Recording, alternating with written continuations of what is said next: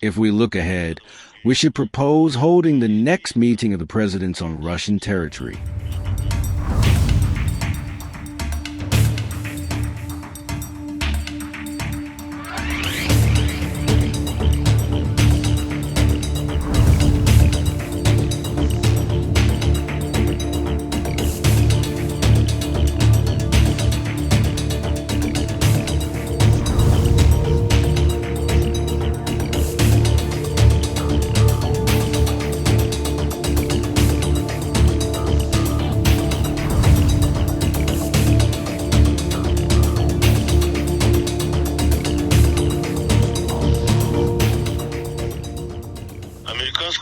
The American side has just announced an agreement to organize a meeting between the Russian and U.S. presidents, Vladimir Putin and Donald Trump, on Friday, August 15th, in Alaska. Russia and the United States are close neighbors, with shared borders. It seems quite logical for our delegation to just fly across the Bering Strait for such an important and anticipated summit of the two leaders in Alaska. By the way, the economic interests of our countries overlap in Alaska and the Arctic, and there are prospects for implementing large-scale and mutually beneficial projects. The presidents will undoubtedly focus on discussing options for achieving a long-term peaceful settlement of the Ukrainian crisis. If we look ahead, we should propose holding the next meeting of the presidents on Russian territory. The corresponding invitation has already been sent to the U.S. leader. In conclusion, I would like to note that Moscow and Washington will devote the coming days to the most active and intense work on the practical and political terms of the Alaska Summit. And it will be, apparently, a difficult process, but we will actively and intensively deal with it.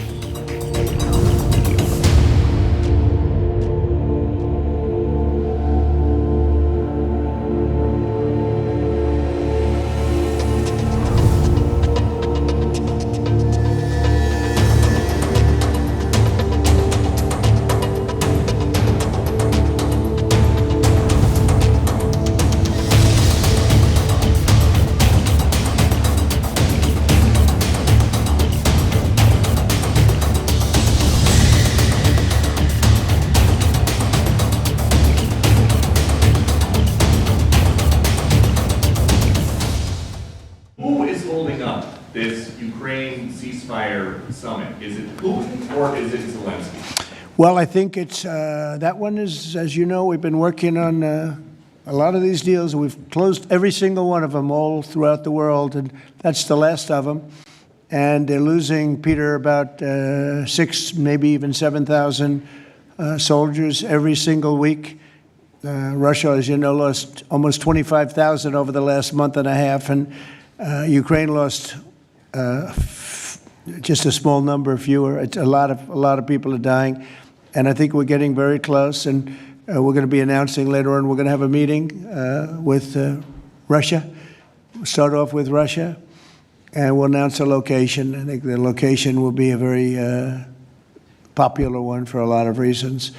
But we'll be announcing that a little bit later. I just don't want to do it now because of the importance of what we just did. I completely understand. Yeah, please, go ahead. Follow-up. Are you surprised that Zelensky hasn't figured out by now, in years of war, how to deal with you and to deal with Putin without needing permission to make concessions from his parliament or from a national referendum? Well, he's going out and getting what he needs. You know, he's not authorized to do certain things. I said, well, you're going to have to get it fast because, you know, we're getting very close to a deal. And he's doing that, and he's working with the European nations, and they're terrific people, terrific leaders, NATO.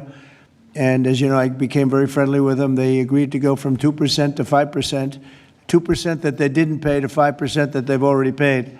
It's trillions of dollars. So, you know, we're working together very closely. But no, in all fairness to President Zelensky, he's getting everything he needs to assuming we get something done.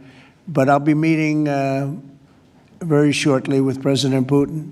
It would have been sooner, but I guess there's security arrangements that, unfortunately, people have to make. Otherwise, I'd do it much quicker. He would too. He'd like to meet as soon as possible. I agree with it. But we'll be announcing that very shortly, okay? And location. Yeah, please. Mr. President, with this meeting with Putin, is this Russia's last chance to achieve peace? And do you expect Ukraine to make any type of territorial concession? Yeah, I don't like using the term last chance. Look, it's, look, this is two very, very smart people. They've been going at it and their predecessors also very smart. They've been going at it for 35 years. It's tough. And, when those guns start going off, it's awfully tough to get them to stop. It really does. It's a war that should have never happened. It would have never happened if I were president. There was no reason for it. So many people are killed, so much cultural destruction. You look at those magnificent towers, the most beautiful in the world. The spires were considered the most beautiful in the world. They're all in a million pieces, laying on the ground, all obliterated, knocked into a million pieces. So sad. But millions of people have died, and very, very much set in their ways. A lot of people were set in their ways, but I think we're getting close. I mean, this was not my war. This was Biden's war. But the European Union has been great. As you know, they're purchasing equipment from us. They have a lot of money, and they're spending a lot of money on buying equipment. We're not spending money, but we are supplying them equipment. They're paying for it. And I think, I think that a lot of things happened recently that would make this go forward. I'm not going to mention anything having to do with India, but maybe that had an impact. But what really had an impact was NATO has stepped up in terms of their spending on buying military equipment. We're in for probably through Biden and his people, $350 billion. $350 billion. When they hear these numbers, you're saying that's a lot of money.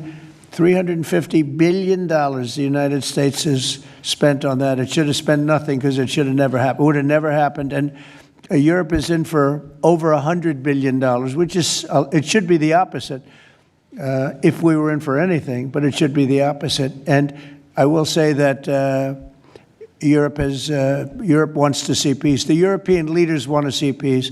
President Putin, I believe, wants to see peace, and Zelensky wants to see peace. Now, President Zelensky has to get all of his everything he needs, because he's going to have to get ready to sign something, and I think he is working hard to get that done. Will Zelensky have to give up territory, Mr. President? Well, you're looking at territory that's been fought over for 3.5 years with, a lot of Russians have died, a lot of Ukrainians have died. So we're looking at that, but we're actually looking to get some back and some swapping. It's complicated. It's actually nothing easy. It's very complicated, but we're going to get some back. We're going to get some switched. There'll be some swapping of territories to the betterment of both.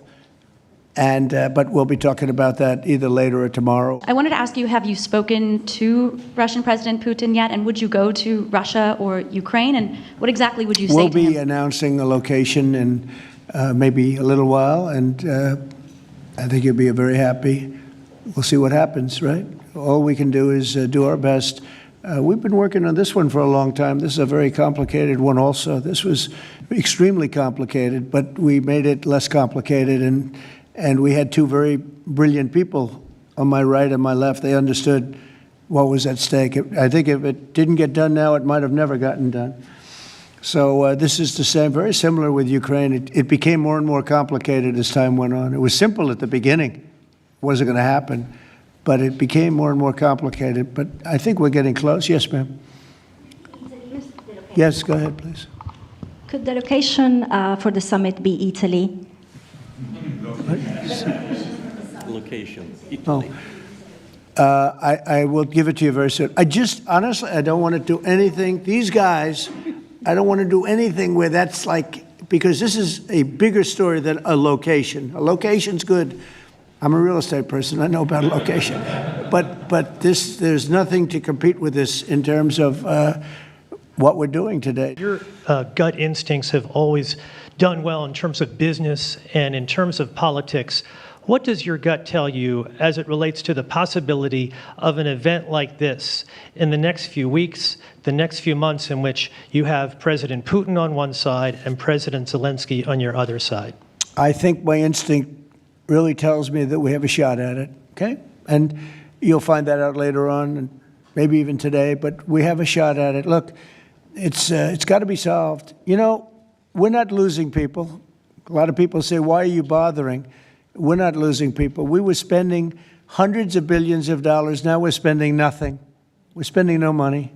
I guess we're making money because, you know, we have the best military equipment in the world. We're selling it to NATO. But you're losing thousands of people a week, Russians and Ukrainians mostly soldiers, but, you know, missiles are lobbed into cities and towns, Kiev, lots of places. You've been reading the same stories that I've been reading. And we got to get it solved. The Norwegian Nobel Committee will make their announcement as it relates to this year's Nobel Peace Prize on October the 10th, Friday, October the 10th. Is that date circled on your calendar, Mr. President? I can't say. I mean, a lot of people say, no matter what I did, because, you know, I'm of a certain persuasion, no matter what I do, they won't give it. And I'm not politicking for it. I have a lot of people that are. I know. I mean, I read the same things as you do. But it would be a great honor, certainly. But I would never politic. I'm not doing it for that. I'm doing it because of, I really, number one, I want to save lives. That's why I'm involved so much with Ukraine and Russia. It's saving lives of Russians and Ukrainians. It's not American lives. Now, I would say this, that war could have escalated in something much better. That could have been a world war. I think if we didn't come, Ukraine-Russia would have ended up being a world war. And I stopped that. That stopped. Now, the only question is, when is it going to be settled? And it could be very soon, but when is it going to be? But that would have been a world war. If I didn't come along with a very talented group of people sitting largely right here, but there are others not in the room that are very talented, I think Russia, Ukraine would have had a very, very high degree, I think even probably would have ended up being in a world war. Your predecessor. I don't think people talk about that now because they don't see it anymore, but we've brought it down a long way. But that was getting to a point. When I first came in, I said, wow, this thing is really bad. And it could have escalated to a level that you people would have been very unhappy with. Yeah. Your predecessor, Mr. President, President Ronald Reagan, had a phrase as it relates to dealing with the then Soviet Union and also Mikhail Gorbachev. The phrase was trust but verify. Do you subscribe to that same view as it relates to Mr. Putin and Russia? Well, I do, relating to everybody. I mean, not just President Putin, but also people and leaders that I deal with. Look, I'm dealing with